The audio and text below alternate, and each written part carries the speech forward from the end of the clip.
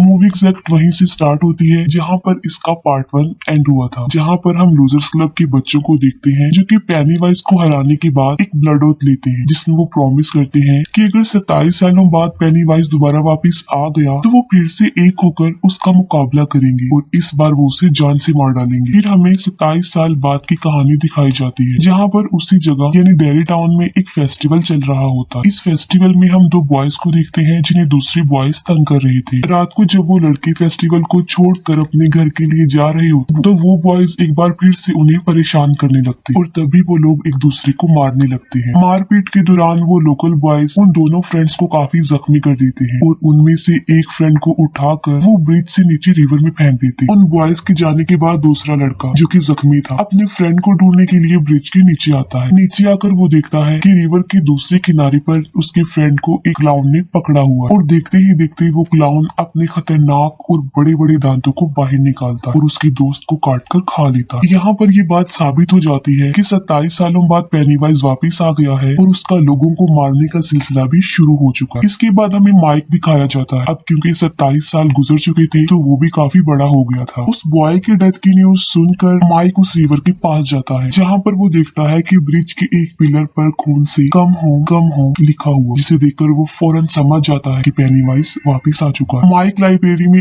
आकर loser club के बाकी मेंबर्स की डिटेल्स और कॉन्टेक्ट नंबर ढूंढने लगता है। सिर्फ माइक ही डेरी टाउन में रह गया था, उसके बाकी फ्रेंड्स अलग अलग जगहों पर सेटल्ड हो गए। कॉन्टेक्ट नंबर सॉर्ट आउट करने के बाद वो एक एक करके सबको कॉल करता है। माइक सबसे पहले बिल को कॉल करता है जो कि अब एक पॉपुलर राइटर बन गया था। पहले तो वो माइक को पहचानता नहीं, लेकिन फिर वो माइक को पहचान लेता है। माइक बिल को मिलने के लिए बुलाता है और वो फाइनली एग्री हो जाता है। इसके बाद माइक बेन को कॉल करता है जो कि अब काफी रिच आदमी बन गया था और पहले पहले वो भी माइक को नहीं पहचान पाता। इसके बाद माइक बेविरली को कॉल करता है जो कि एक बहुत ज्यादा रिच आदमी की वाइफ थी और माइक की कॉल आने की वजह से उसका हस्बैंड उसे मारने लगता है। बदले में बेविरली अपने हस्बैंड को मारकर वहाँ से निकल जाती। सबसे लास्ट में माइक अपने एक फ्रेंड को कॉल करता है और वो उसकी कॉल से इतना डिस्टर्ब हो जाता है कि वो बाथटब में अपनी वेन काटकर सुसाइड कर लेता है। और इस फ्रेंड जिसने सुसाइड की थी इसका नाम होता है स्टैनली। वो सारे फ्रेंड्स डेरी टाउन में वापस आ जाते हैं और एक रेस्टोरेंट में वो एक दूसरे से मिलते हैं। अब क्योंकि डेरी टाउन में उनकी बचपन की बहुत यादें और वो अपने बचपन की बातें एक दूसरे से शेयर करके काफी इंजॉय करते। फिर माइक उन लोगों को बताता है कि उसने किस मकसद के लिए उन लोगों को यहाँ पर बुलाया। माइक बताता है कि आखिरकार 27 सालों बाद पेनीवाइज दोबारा वापस आ गया है और लोगों की डेथ होना शुरू हो गई। वो कहता है कि क्योंकि उन लोगों ने ब्लड ओथ ली थी तो वो फिर से एक होकर उस पेनीवाइज का मुकाबला करेंगे और उसे जान से मारेंगे। ये सुनकर वो सब फ्रेंड्स काफी डर जाते हैं क्योंकि कोई भी दोबारा पेनीवाइज का मुकाबला करना नहीं चाहता था। फिर ये लोग एक एक करके अपनी फॉर्चून कुकीज को ओपन करते हैं और बहुत बहस के बाद फॉर्चून कुकीज ये सेंटेंस बनाता है, guess Stanley could not cut it. इस मैसेज को पढ़कर वो लोग डिस्टर्ब हो जाते हैं क्योंकि वो समझ जाते हैं कि कोई गड़बड़ है और उनके फ्रेंड स्टैनली के साथ कुछ हुआ। रेस्टोरेंट से बाहर आकर बेविरली स्टैनली को कॉल करती है जहाँ पर उसे पता चलता है कि स्टैनली की डेथ हो गई है क्योंकि उसने सुसाइड कर लिया है। ये सुनकर वो लोग और ज्यादा डर जाते हैं और एक एक करके वहाँ से जाने लगते हैं और लास्ट में माइक बिल को अपने साथ रुकने पर एग्री कर लेता है। माइक बिल को उस जगह पर लेकर जाता है जहाँ पर वो रहता था और वो एक लाइब्रेरी थी। घर लाने के बाद माइक बिल को पानी में एक ड्रग मिलाकर पिलाता है जिससे उसे विजन्स आने लगते हैं और माइक उसे एक एंशिएंट सेरामिक दिखाता है जिसमें वो पेनीवाइज को कैद कर सकते हैं। माइक बिल को बताता है कि 18th सेंचुरी में एक अमेरिकन ट्राइब ने रिचुअल परफॉर्म करके पेनीवाइज को इस एंशिएंट सेरामिक में कैद किया था और वो उस ट्राइब से मिलकर आया था और साथ में उनका सेरामिक भी चुरा लाया था ताकि वो पेनीवाइज को इसमें कैद कर सके। विजन्स की वजह से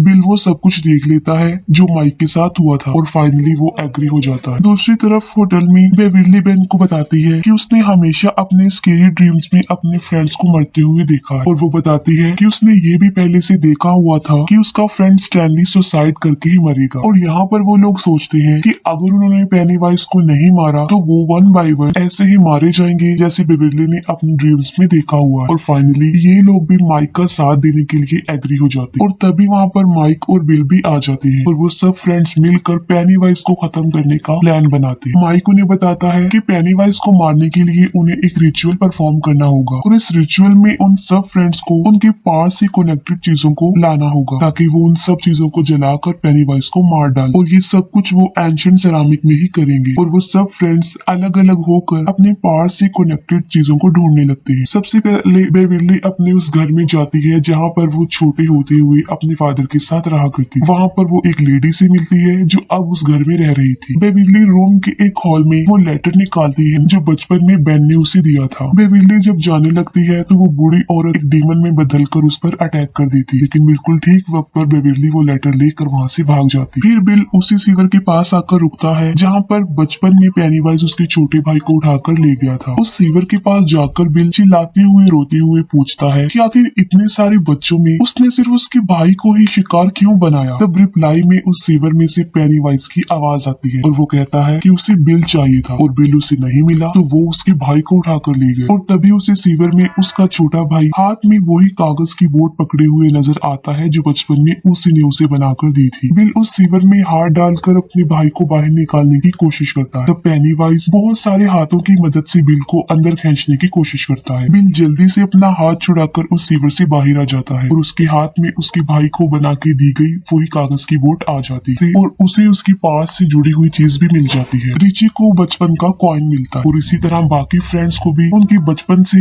यानी उनके पास से जुड़ी हुई चीजें भी मिल जाती है। और फिर वो लोग मिलकर उसी पुराने कुएं वाले खंडर घर में जाते। घर में एंटर होते ही पेनीवाइज उन लोगों पर अटैक कर देता। पेनीवाइज बेन के पेट पर चाकू से काटते हुए होम एट लास्ट लिख देता और तब भी उनके सामने उनके फ्रेंड स्टैनली का बचपन का हेड निकल आता। इसमें से स्पाइडर की तरह बहुत सारे पैर बाहर निकलते हैं और ये स्पाइडर हेड रिची पर अटैक कर देता जिसे बिल और बेन दोनों मिलकर बचाते हैं। फिर ये सब लोग घर के अंदर उस कुएं में जाते हैं और वहाँ पर उन्हें एक खुफिया रास्ता मिलता जो कि एक काफी बड़ी गुफा थी। उस गुफा के अंदर जाते हुए वो लोग उस जगह पर पहुंच जाते हैं जहाँ पर पेनीवाइज फर्स्ट टाइम हमारी दुनिया में आया था। वहाँ पर एक काफी बड़ा स्ट्रक्चर बना हुआ था। ये लोग उस स्ट्रक्चर के अंदर जाकर चारों तरफ खड़े हो जाते हैं और उसके बिल्कुल बीच में माइक उस एंशिएंट सेरामिक को रख देता है। माइक उस एंशिएंट सेरामिक में आग लगा देता है और सब लोग अपने पास से जुड़ी हुई चीजें उसमें डाल देते हैं और फिर ये लोग एक दूसरे का हाथ पकड़कर रिचुअल स्टार्ट करते हैं जिसमें वो बार बार एक ही लाइन रिपीट करते हैं यानी turn lights into dot. Ritual start होते ही 3 लाइट्स ऊपर से नीचे उस सेरामिक की तरफ आते हुए दिखाई देती। असल में ये तीनों डेड लाइट्स ही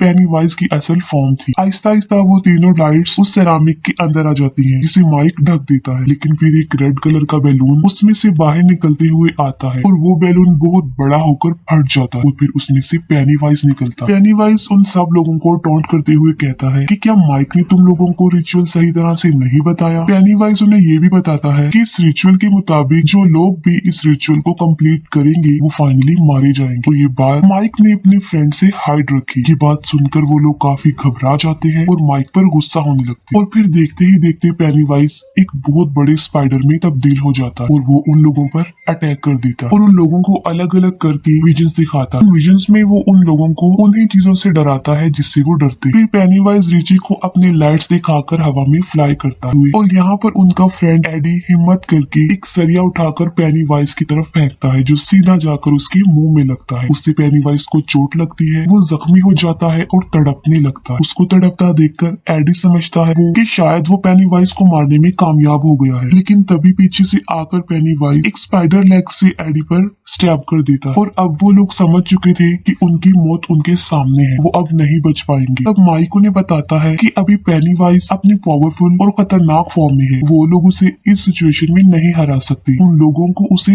छोटे साइज में करना है और ये लोग एक बार फिर से पेनीवाइज से ना डरते हुए एक होकर उसका मुकाबला करते हैं और उसकी काफी इंसल्ट करते हैं। ये लोग उसकी इतनी इंसल्ट करते हैं कि वो साइज में छोटा होते हुए बहुत ज्यादा छोटा हो जाता है। जैसे ही पेनीवाइज साइज में बिल्कुल छोटा हो जाता है, माइक उसका हार्ट निकाल लेता और वो सब लोग मिलकर उसके हार्ट को अपने हाथों से क्रश कर देते और अब फाइनली पेनीवाइज मर जाता। फिर वो लोग अपने फ्रेंड एडी के पास आते हैं जिसे पेनीवाइज ने स्टैब किया था और वो देखते हैं कि वो भी मर चुका है, जिससे रिची और उसके बाकी फ्रेंड्स काफी अपसेट हो जाते हैं। फिर वो सब लोग अपने बचपन को काफी मिस कर रहे होते। इसके बाद सब लोगों को उनके फ्रेंड स्टैनली जिसने सुसाइड कर लिया था उसका लेटर मिलता है जिसे उसने मरने से पहले सबके लिए लिखा था। वो लिखता है कि माइक की कॉल आने के बाद वो काफी ज्यादा डर गया है। वो बताता है कि वो जानता था कि वो पेनीवाइज का कभी भी मुकाबला नहीं कर पाएगा और वहाँ आकर वो उन लोगों की हेल्प करने की बजाय उनके लिए मुसीबत का रीजन बन जाएगा और फाइनली उसने सुसाइड को ही अपने लिए ज्यादा बेटर समझा और इसके साथ ही ये मूवी यहीं पर एंड हो जाती है।